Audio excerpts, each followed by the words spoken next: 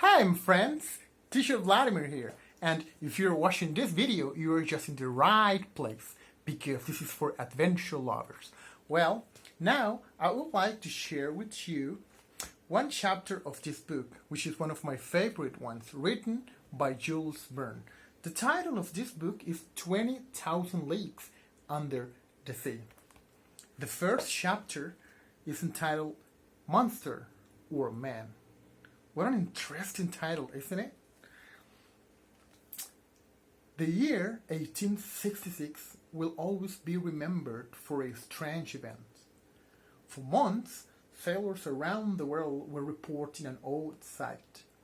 Each of them saw something that was vaster and bigger than any animal creature. Sometimes it even looked like it was lit up. The object had been seen by too many people to say that it wasn't real. The mystery indeed exists. In April of 1867, a large ship was hit by the beasts. The accident scared everyone. Finally, people wanted to find this monster who ruled the seas. It was this time that I first heard about it. I had spent the last 6 months doing research in the United States. I was studying the oceans and sea life. My work was very respected by other scientists. People wanted to hear what I thought about the beasts. I could only think of 2 choices. This thing could be a monster that we have been never heard of, or it could be some kind of ship. I didn't think anyone could have built such a ship without others knowing about it. After learning everything I could about this strange object, I decided it must be some new sea creature.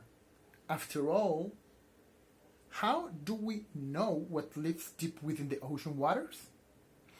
Well, we can only guess. Maybe the appearance of this creature was no more than an accident. After much thought, I formed an answer. The animal must be a narwhal or unicorn of the sea. But it wouldn't be much bigger than an usual narwhal. No, this one could be 10 times the size, and its horn would be 6 times stronger. Moving at just 20 miles per hour, the beast would become a monster that could control the waters and anything in them. Word of the beast spread around the world quickly. It was decided that a large ship should set out in search for the beasts. Well, now things are getting more interesting. The Abraham Lincoln left as soon as possible, but just when we were ready to meet the monster disappeared. 2 months went by without anyone seeing it. The Abraham Lincoln returned without news. Finally, word came from a streamer leaving San Francisco. The monster had been seen. The Abraham Lincoln was to set sail once again. It was just 3 hours before the boat was ready that I received a letter. To Mr. Aronnax, professor of the Museum of Paris. Sir, if you would like to join the Abraham Lincoln of this journey, the government of the United States would be happy to have you. Commander Farragut has a cabin ready for you. Sincerely yours, G.B. Hobson, Secretary of Marine. I put down the letter. I now knew that I must hunt down the monster. I forgot how tired I was. I didn't give a thought to my friends or my work. I just wanted to live and begin my search. Consul, my servant, came with me on all my travels. I liked him and he liked me.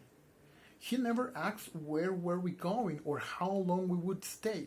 Besides this, he was a healthy young man. I couldn't count on him to help me load and lift things. He was strong. With Consul's help, I packed my bags. Upon arrival at the Abraham Lincoln, I met the man in charge of the trip. "I am Pierre Aronnax," I said. I held out my hand to shake his. "Are you Commander Farragut?" I asked. The man bowed and smiled. "Your cabin is ready for you, sir," he said. I followed him, looking at the ship as we passed each part. It was a good boat in which to begin looking for a creature.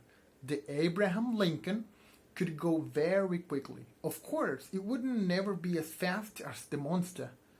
The rooms on board, including my cabin, would be fine for the next several days. A crowd of people at the dock sent us off. They cheered and wished us luck in finding the beasts. The boat soon reached high speed and we pushed full stream into the dark waters of the Atlantic. Well, this was chapter 1. Of course, there are more mysteries to be discovered within these pages. Thanks for having me, and thanks for watching.